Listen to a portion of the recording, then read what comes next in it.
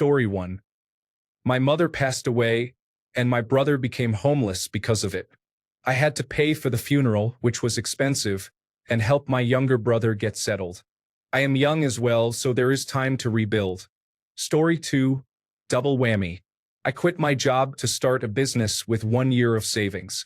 3 months later, COVID-19 occurred, followed by skin cancer and then colon cancer. I can never retire.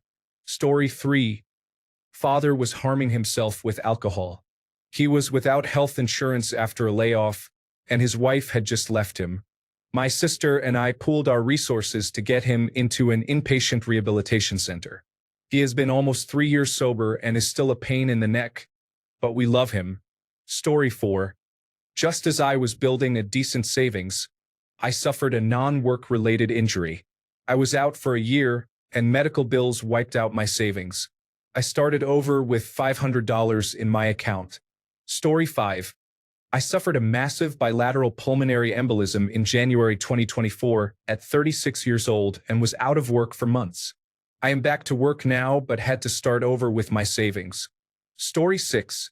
Age 21. $12,000 in the bank. Time to backpack around Europe. 2 thumbs up. Age 26. Was very depressed. Had approximately $6,000. Decided to go on the Great American Road Trip. 2 thumbs up, do recommend. Age 32. Had $50,000 in bank account. Had cerebrospinal fluid vein collapsed. 2 years catatonic. Brain surgery helped, but still cannot work. 2 thumbs down, do not recommend. Story 7. Stroke and divorce. I have had to dip into my individual retirement account. If that had not been available, I am not sure what would have happened. Story 8. When I was young, in my early 20s, my parents could not afford the taxes on the family farm. I used my entire bank account to pay them. This happened a few more times throughout my 20s. I often wonder if I should have just let it go. Story 9. Cyclone Marcia hit. My town is nestled between a bunch of mountains. It should have been nearly impossible for the cyclone to pass over us, but somehow it found the gap and went right over the top of us. A 2.5-ton gum tree in the neighbor's yard snapped at the base and landed on the roof of the unit I was renting. At the time, I was sleeping in my bed. I was awoken by the crack of the tree breaking and opened my eyes to watch the lead branch come through the roof right above my bed. All of the windows in my unit imploded and the unit flooded. I lost 95% of my possessions. That's when we found out that our conservative Prime Minister Tony Abbott had drained the Natural Disaster Relief Fund. I was already broke and unable to work because all of my gigs were canceled until the town had rebuilt. I was granted a total of $850 by the government to rebuild my life. Had he not misappropriated the money, I should have been eligible for about $10,000. 6 weeks later, when I finally had a new unit to rent, I spent that money on a bed. Luckily, the owner of the warehouse had heard about what happened and, when that bed was delivered 2 weeks later, he had gifted me an entire house's worth of furniture and appliances to go with it. Everything I needed to start my life again, except a car, which I had to replace because it died in the cyclone too. If it weren't for that man's generosity, I would still be rebuilding that life now, 10 years on. I will never forget what he did for me, just as I will never forget what the Liberal National Party allowed to happen to the natural disaster rebuilding funds. Story 10. A wombat undermined our house to build his burrow. Nearly $50,000 in foundation repairs, plus $200 in chicken wire to keep him out. Now he has done the same thing to the shed, so $5,000 to build a new shed on the other side of the property. He is now settled in his new burrow, and our house is wombat-proofed. The worst he does now is dig up my potatoes. Story 11. My husband developed double pneumonia and was in the hospital in an induced coma for 8 weeks. He regained consciousness and was transported to a critical rehabilitation center. I had 1 day with him before he became catatonic and was transferred to another hospital. No obvious reason was given, although there were several large bruises on his arm and stomach. While he was there, I reviewed his charts and found that he was being administered fentanyl every 3 hours. He said he was in no pain but was hallucinating continuously. I questioned the staff and left messages for the doctors that went unanswered. Later that day, as I hugged him, I noticed that his abdomen was rock hard. The doctor on staff ordered tests and found sepsis throughout his entire system. After much thought, I ordered life support to be turned off. 10 minutes later, my husband of 44 years had passed away. I made a complaint with the Bureau of Hospitals but was told they could not find any malpractice. His computer-generated charts had many entries at 2, 3, and 4 a.m. stating, "Reviewed progress with patient and family." I was not there at those times and he was in a coma. The situation resulted in $4.3 million in expenses, with about 20% not paid by insurance, which drained my 401k and IRA. Story 12. I was trying to get a better job.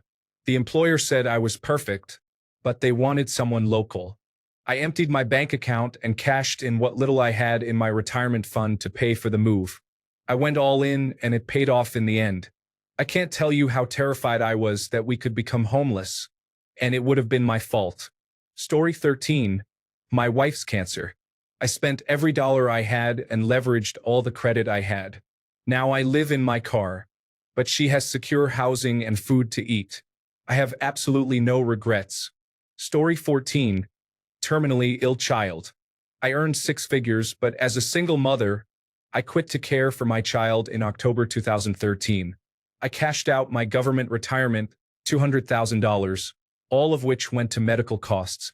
Nursing care and caregivers were $9,000 a month, $5,000 after insurance and Medicaid. My parents spent $300,000 of their life savings on his care. He passed away in July 2022. I have been gradually paying off the massive medical debt I have and have no retirement savings.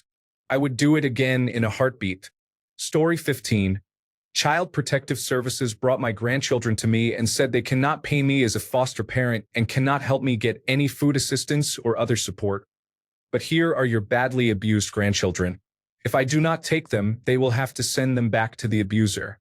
I spent $15,000 on clothes, furniture, a bigger house, and providing basic necessities until the court, which was $8,000. Then I finally received some financial help, but I am still supporting 3 of us on $1,600 a month in cash and benefits. Life savings are gone, my credit score dropped 200 points in a year, and since they will be living with me for another 10 years, and I am already 60, I know I will never dig myself out of this hole. If you are not able to take care of children, do not have them. Story 16. My teenage son was in a car accident. He was airlifted in a medical helicopter. He was in the intensive care unit for 2 weeks. He had 8 emergency surgeries and was on 10 different intravenous medications, on dialysis, was in a medically induced coma, was on a ventilator, and was tube feeding. He ended up passing away. We were off work for a couple of months, had his funeral, and it took all of our savings to make it through. Life sometimes happens unexpectedly. Story 17. Divorce. We had significant debt and decided to pay it all off with our savings so we could both walk away scot-free. He got the house and furniture, and I was given $2,000 to start over. It was really hard to bounce back. But now I am happy that I have all new things and am not living with the memories of our marital items. Story 18. My son passed away at 19. I worked my whole life to raise my family and finally got out of debt and started saving. Now I am $6,000 in debt from burying my son. Story 19. Roof replacement, unexpected travel for a parent's funeral, planning and paying for the other parent's funeral, sickness, and significant other emergency oral surgery. All within the span of a month. Story 20. It was 2 events in rapid succession. My beautiful, sweet, funny son died very suddenly, and the funeral needed to be paid for. 2 months later, my much-loved dog got sick and needed round-the-clock care, which drained the rest of my resources, plus having to use credit cards. He ultimately died painfully. Story 21. Cat emergency surgery. I was 19 and working in fast food with only $4,000 in savings. They saved him, but he was a 3-legged cat for his last 6 years. Story 22. I had a few $1,000s saved, but was offered an entry-level software developer job on the other side of the country. I used that money to pay for an apartment, the move, and other expenses. Getting your first job as a developer is incredibly difficult, particularly for self-taught individuals, although it was probably easier 11 years ago when I did it. It worked out. I moved on to a better-paying job, and my career has never lost momentum since. Story 23. Pregnancy complication led to my wife almost losing her life, our twins being born premature, and ultimately they did not survive. I have no money, no savings, no children. Just a wife trying her best to cheer me up on what should have been my first Father's Day. Story 24. Partner's business failed. She borrowed money from my 83-year-old mother, and I emptied my Roth individual retirement account to save it. A month after handing over everything, she decided she was polyamorous and wanted to sleep with her coworker. I tried to handle it all, but it absolutely broke me. It has been almost 2 years, and she is still fighting the divorce. Story 25. It was not instant but could have been. Siphoned off my father's retirement while he went to assisted living, then memory care. Alzheimer's disease can be very cruel. Story 26. My partner and I both had our cars stolen in a short period. You need a car to live, so there goes my life savings, which was not a lot. We ended up moving closer to public transportation, so we would only need to buy one car. It worked out well in the end, but it was very frustrating at the time. Story 27. Happened twice. First time, my wife and I were fostering medically fragile infants. We were one of 3 families in Texas qualified to do that at the time. We had a nurse living with us and provided 24-hour care for 2 of the infants. We absolutely loved it. You feel a very strong purpose when you open your home to such a complex set of challenges. Needless to say, my monthly bills for everything we were doing exceeded $10,000. I was let go from the job I had held for 14 years due to office politics, and my whole team was dismissed. We managed to make it 2 years on what we had saved, but eventually we had to retire from fostering and sacrifice everything except some furniture and personal effects. Second time, my wife started uncontrollably throwing up, even during heavy driving, and we tried to figure it out on our own. After episodes came and went, it became nonstop. We called an ambulance, and my wife was hospitalized for 4 months. Insurance helped, but our out-of-pocket expenses drained us down to just $2,000 remaining. I am about $4,000 away from fully recovering from that. Bonus item: my wife had numerous procedures and between 5 and 9 operations. We lost track amid all the tests. She was sent home with essentially the same condition and a large number of medications. After 2 days, she stopped the medications abruptly and gradually recovered to full health. It was a 1-day difference. We later found out that her condition was partly due to lupus and medication combinations that triggered a lupus reaction. She is strong and now mows the lawn just to prove to herself that she is back and better than ever. She also has a playlist on her phone for mowing the lawn that might actually surprise anyone nearby. To anyone facing this situation, you can and will overcome it and gain significant personal growth. Endure it, have a plan, and execute it. The comfort you will get from having a plan and sticking to it is peace of mind and good rest at night. This is my personal experience, shared with you. Story 28. Just graduated from college and 5 months into working an adult job during a gap year before graduate school. My sister was diagnosed with 3rd-degree cancer. She lived across the country. That weekend, I flew there and stayed for her treatment. I helped with my nephews, paid their rent, and more. I was penniless when I came home. Worth it. I would do it again in a heartbeat. Story 29. My husband wanted to move to Montana. He sold everything and gave up a fully paid house. I went first with our 2 children because I had a job and housing lined up. He arrived 2 months later, declared he hated the town, and refused to work or contribute to the family in any way. He would not even babysit. We gave up 2 years later and divorced 2 years after that. Story 30. I lost my job in 2023, but received enough severance to take the year off. I spent months in deep self-reflection. I was alone because I had lost all my friends to anti-vaccination and conspiracy theories during COVID-19. I was a 320-pound, self-destructive alcoholic because my depression and obsessive-compulsive disorder had become overwhelming. I was drinking myself into a severe decline. I had wasted 20 years living a life I did not want and being someone I was not. So I cashed out my 401k with $20,000, packed my belongings, and moved to Seattle. I had no plan, limited resources in one of the highest cost of living cities in the United States, and did not know the city. And you know what? I have been incredibly successful. I got a job in about a month.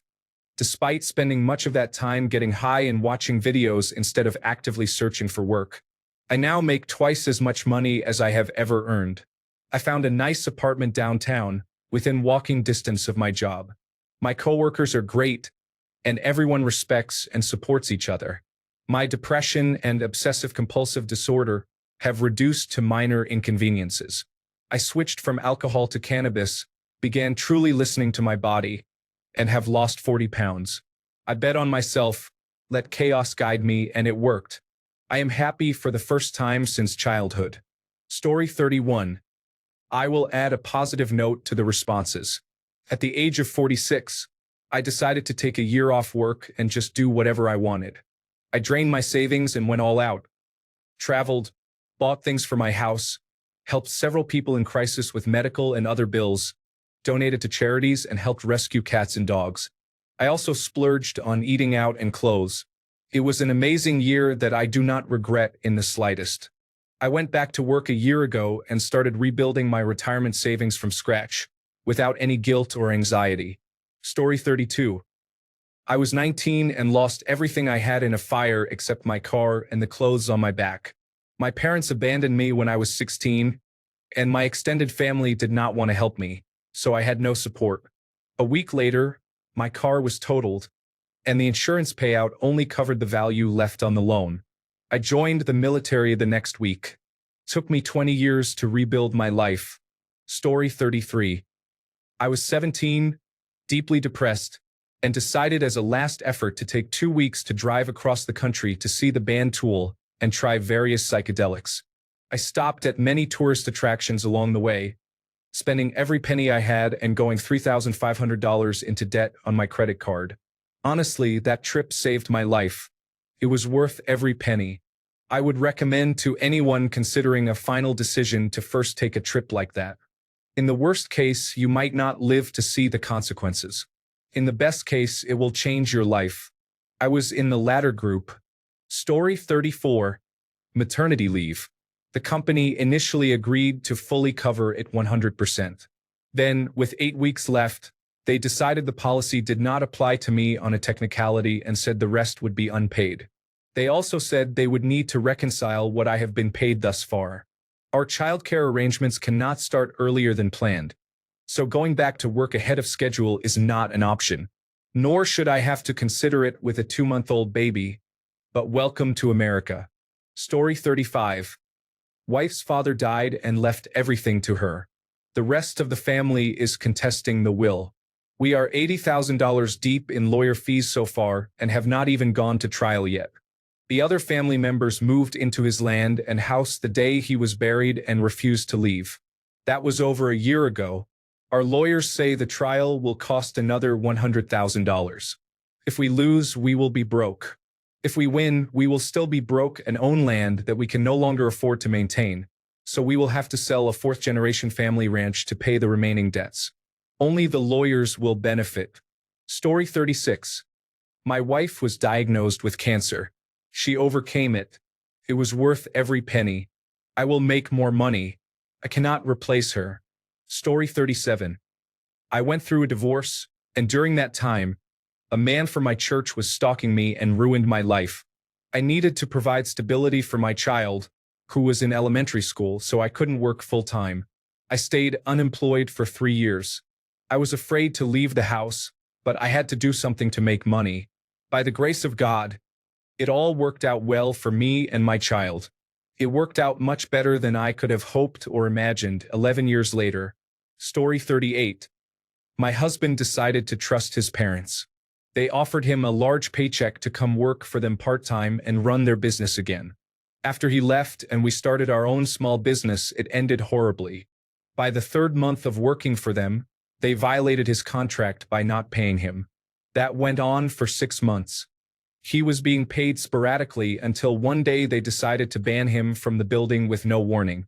Interestingly, it was the day after he sent a demand letter for $45,000 owed in back wages that they had failed to pay. We had enough money saved to survive his inconsistent pay. But when he was fired, it caused a big problem. We cashed out our retirement and sold as much as we could. Extra car, dirt bikes, trailer. In February, hoping we could stay afloat while my husband's lawyer worked through the court case. It is now June, and things have been slow on the legal front.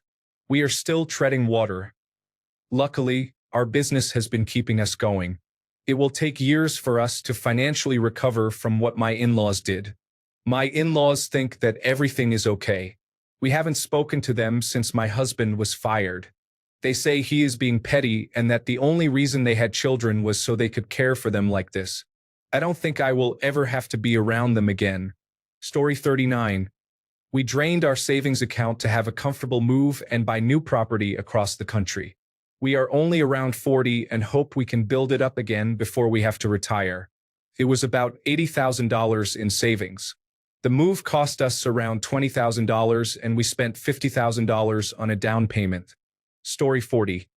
Broke my back, lost my job and my apartment, ended up homeless, and burned through all my savings just trying to stay alive while recovering from spinal surgery in a wheelchair.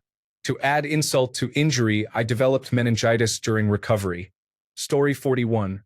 My sister stole over $15,000 from our mother while she was undergoing chemotherapy for stage 4 esophageal and stomach cancer. I was 24 and used all my savings, around $9,000, to help my mother. My sister still denies it to this day, even though we had proof. Our mother passed away in 2007, and I still do not speak to my sister. Story 42. It is always medical. I am sorry for those who have gone through this. It is so not fair. The United States medical system is not better than the public system. Story 43. I was diagnosed with cancer, had a tumor removed, and underwent chemotherapy.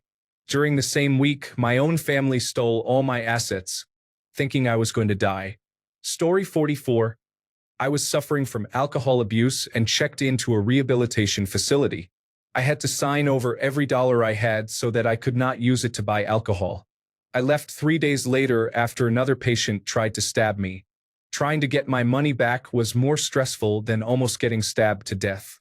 I stayed sober for 2 years and now no longer have a drinking problem. I guess it was the right choice to make. Story 45. 85% of these answers are, I got injured or sick, or a family member did. I am assuming most, if not all, of these people are American. Story 46. I almost died during childbirth in the United States. It left me immunocompromised and permanently disabled in my 20s. Story 47. Getting my house was very stressful at the time, but I own a house with no mortgage payment. I am slowly rebuilding my savings. This year, I had to buy a new car, which set me back $20,000. Story 48. Love. I met the love of my life while living overseas. My contract ended after 2 years, and I had to move back to my home country. She ended the relationship. I spent every last cent I had moving back, blindly hoping that she would reconsider. She did not. It broke me emotionally and financially, yet I do not regret trying. Story 49. This is a sad thread with many medical stories. Healthcare should not cost your house, your car, or your emotional health. How can anyone get better while worrying about the bills as they lie in their hospital beds? I am sorry to all those who have been affected. Story 50. I had a medically complex child. He spent 9 months in the hospital after he was born. My wife had to move to a different city during that time and rent an apartment. I had to travel back and forth several times a week to the hospital and work, which was a 3-hour drive. The first bill for the helicopter was $30,000. The medical bill was $5.2 million. Moving and travel expenses were over $25,000. We had some help and insurance covered a lot, but we lost our entire $40,000 savings and my whole retirement to pay off debts so my wife could quit her job. For anyone wondering, he is 8 and doing well today. Story 51. Got laid off. Had a baby. The new administration cut grant funding to a place that hired me. Then they cut funding for my startup, the National Institutes of Health. After that, the administration cut funding to a college where I was going to work during the interview process. 8 months later, I have a part-time job that covers my bills, but 3 months afterward, I still only have $25 in savings with a baby and a 13-year-old dog under my care. Terrifying. Story 52. The gallbladder ruptured while I was in the process of switching insurance and moving to a new place. Over $300,000 in medical bills accumulated, and I couldn't work for a few weeks, which added to utility bills and other expenses. I was wiped out financially even after my landlord and friends helped a bit. My stepfather said the best he could do was send a money order for $50 to help, but I told him not to bother. Story 53. My son's mother returned after several years and kidnapped him from school. I have not seen him since, and I have paid approximately $30,000 in legal fees. Story 54. I was assaulted and became pregnant, and I could no longer function. I lost the babies and lost my job. I spent all my time trying not to harm myself. I truly would have preferred to die, and I am not doing much better now. Story 55. It was not a single event but a chain stemming from one poor decision. I had a decent job. I voluntarily transferred to another city on the other side of the country because I wanted to live there. I had to pay my own way because I was paid hourly and the move was voluntary. The new location altered my job duties unfairly, and I ended up quitting 5 weeks in. Then, between being desperate for a paycheck and accustomed to employer difficulties, I fell for a scam job, which took me 6 weeks to realize. By the time I left that, I had used 90% of my savings. For months later, the pandemic arrived and wiped out the rest. I am just now starting to recover from the debt I accumulated. Story 56. I didn't have a lot in savings. I had about $15,000 saved, but I'm pretty poor, so it took me about 6 years of living with roommates to save that much. I was about to use it to buy a small house and fix it up. Then I had some very concerning medical issues start happening. I had 2 emergency room visits and had to pay for a bunch of scans and blood tests. Then my car needed 2 separate $1,500 repairs. All this happened within 2 months. I went from $15,000 down to $2,000. Then COVID-19 hit and house prices went sky high. Story 57. My ex-husband failed to pay taxes on his gigs. He is a professional entertainer at parties and did not pay taxes for years. He thought he could get away with it since he was only one person. That destroyed us and the marriage. I had to get a second job to help, and we still could not afford to pay for the heat. Story 58. Dad had a bowel perforation when I was 14. He survived, but we lost our home, savings, retirement, car, everything. We were homeless for 3 months. We had to move across the country to live with grandparents in a rural area. We essentially lost everything. He blamed himself and committed suicide 15 years later. We are still in significant debt from the crisis 17 years later. If he had received medical care at a more reasonable cost, things would have been much better for my family. Story 59. Spent $90,000 on a lawyer to try and get more custody of my child and lost. Ended up paying more in child support and was taken advantage of. The next month, my child was diagnosed with a medical disorder that she will have for the rest of her life. I had to pay $15,000 for doctors, medications, electroencephalograms, magnetic resonance imaging scans, and other medical expenses. I sold anything I owned that was not nailed to the ground to try to make up for the costs and help my child. I could not keep up and had to file for bankruptcy. I was in shambles when I had to list my dog on the paperwork, and the lawyer said there was a chance he could be taken away. The following month, I had a severe mental breakdown. I was severely depressed for 7 months. I experienced multiple severe panic attacks every night. At one point, I genuinely thought I was going crazy, sitting in an empty home, with an empty fridge and an empty bank account. Story 60. My 10-year-old son was diagnosed with leukemia. Cranial radiation led to a stroke, and doxorubicin caused heart failure. It was 12 years of maximum out-of-pocket expenses plus a loss of income for myself so I could stay at home and care for him. I was bankrupted and very nearly lost our home. The United States healthcare system is an absolute disgrace. It is shameful. Story 61. My dad died. I had to spend my savings to stay afloat, and my savings was money my brother left me when he died. Story 62.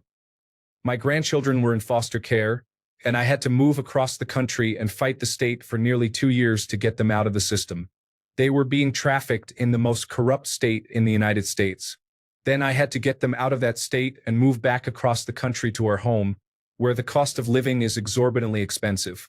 All this happened while I was undergoing cancer treatment, receiving chemotherapy, and also dealing with cancer for one of the children. Car broke down. My English Mastiff service dog died.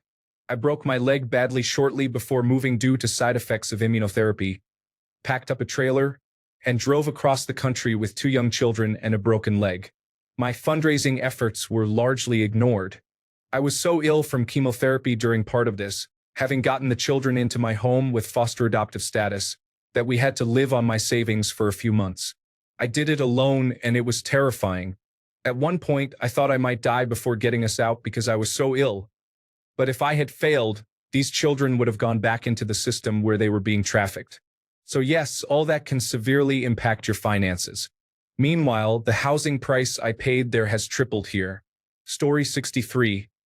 My dogs, one right after the other, started getting sick. One had congestive heart failure, the next had eye ulcers that led to us putting him to sleep, the third started having seizures, and today the fourth one had a septic anal gland. I have $200 left to my name, but it was worth it taking care of my dogs. They are my family, and I will do it all over again. Story 64. My cat ate a string and it got stuck. Complications arose when the small-town veterinarian did not check his mouth for 5 weeks. They told me he had diabetes, then cancer, and explained that was why my best cat of 13 years was slowly wasting away in front of my eyes. When I broke down and took my cat to the emergency veterinarian, they called me within 2 hours and said, "We did not get around to doing any of those tests that veterinarian claimed because he has a string tied around his tongue through his entire body. After a $10,000 surgery, 3 $500 blood transfusions, and $5,000 worth of complications plus dozens of free daily visits to the emergency veterinarian. Thankful from the bottom of my heart for this, and 2 years later, my cat is currently happily and healthily resting next to me on the heating pad. I will never forget the original veterinarian, but it was worth every cent I had worked for to have my best friend with me a while longer. Also, huge shout out to all veterinary technicians. What a difficult job you have. I saw some things during my many hours in the pet emergency room waiting area that will stay with me forever. You are truly the best among us. Story 65. My husband fainted at the top of our tiled curved stairs, tumbled all the way down, fractured his skull, several ribs, had a brain bleed, damaged both cochleas, suffered significant nerve damage, and sustained internal injuries. He couldn't see, hear, or work for about 9 months.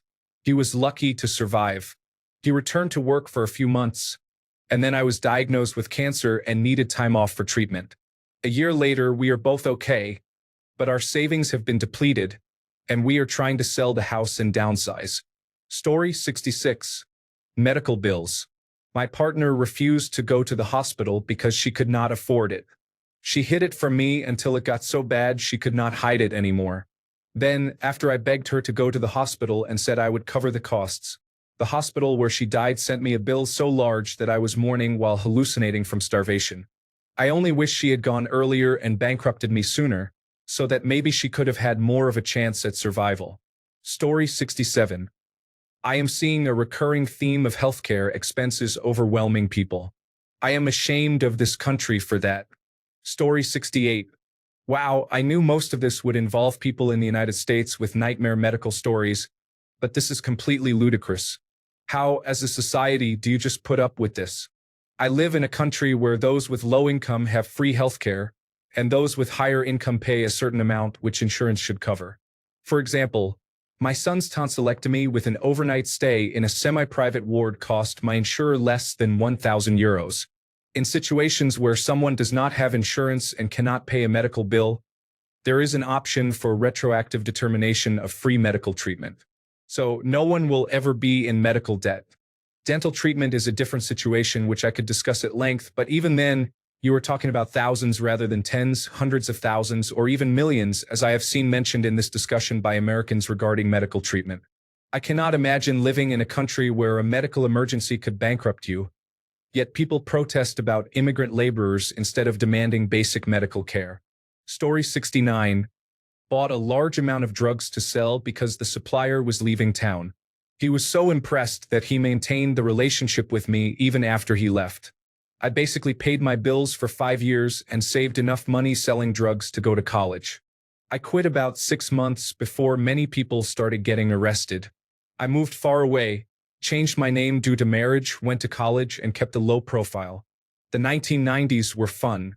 I should mention my life savings was around a couple $1,000s at the time, and I was about 20 years old. Also, these were drugs that are legal now, so I do not feel any guilt about that.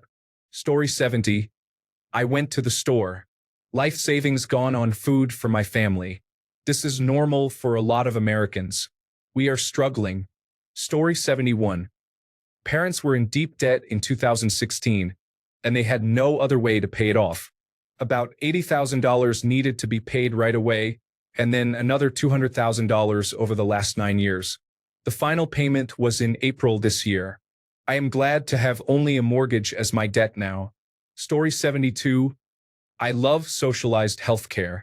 I take it for granted, but posts like this really remind me why I pay my taxes and keep voting away from those reactionary individuals. Story 73.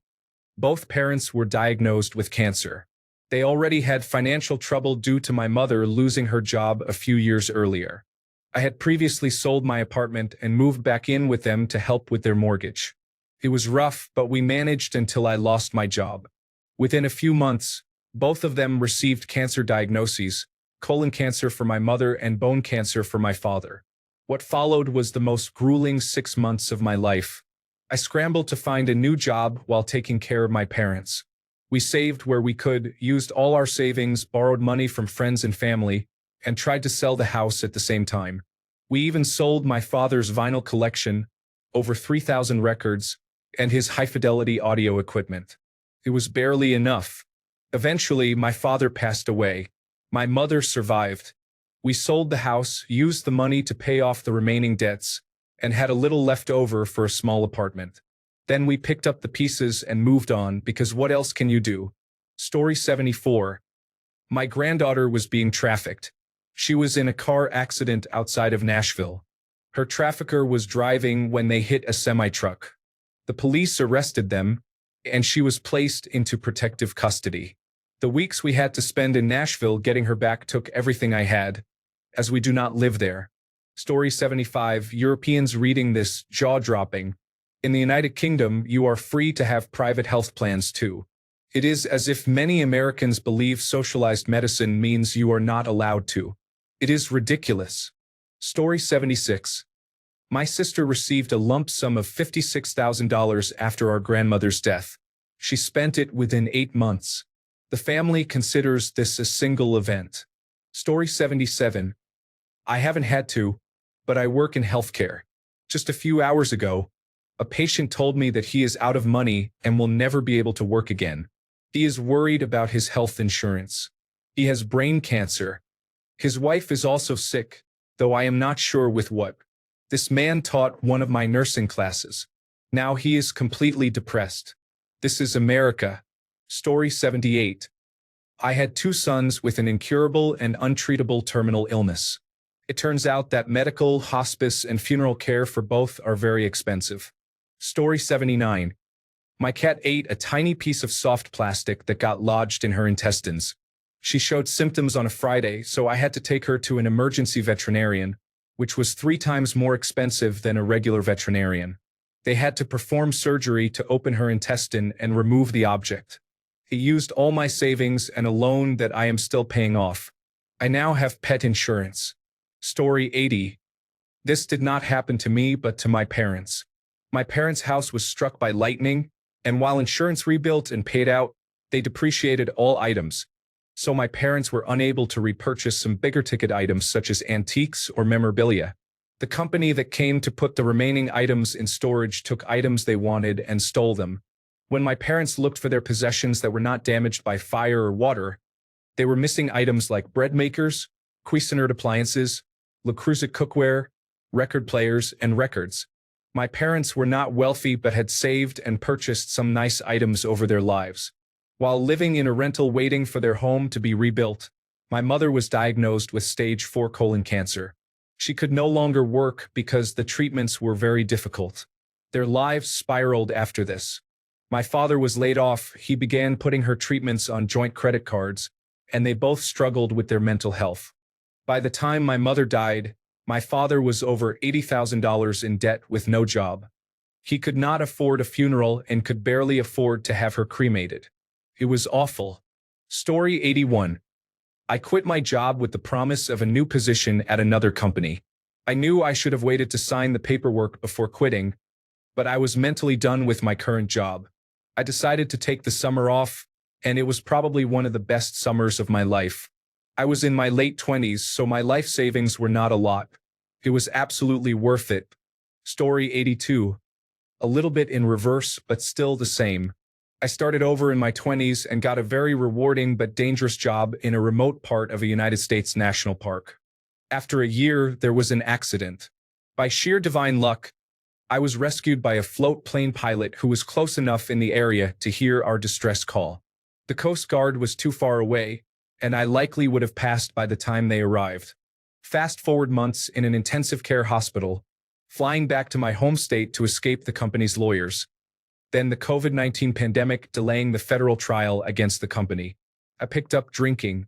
I never drank in excess until the post-traumatic stress disorder hit me and created a wall I couldn't overcome. The trial ended, and I was given a less than decent payout. I have tried so hard, but I cannot let go. It has been years. I met a partner around the time I physically recovered.